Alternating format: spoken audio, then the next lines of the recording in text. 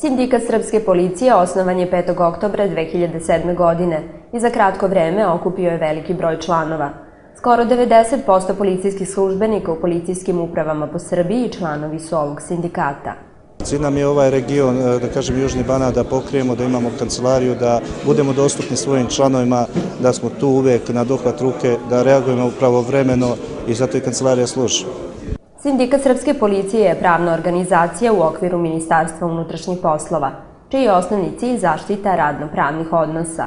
Kako bi sindikat pravno zaštitio svoje članove, angažovao je i 7 advokata.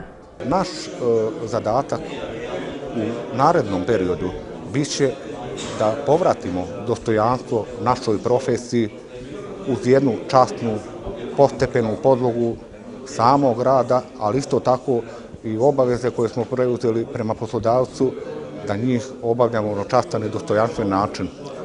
Što se tiče kancelarije Sindikata srpske policije u Pančevu, mi smo napravili jedan poseban doprinos jer su nam članovi poklonili poverenje, pa tako da prema njima imamo jako veliku odgovornost i obavezu.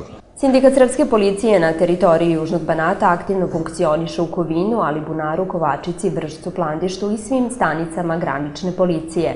A osim toga, planirano je otvaranje kancelarije u Požarevcu, Smederevu i Braničevskom okrugu.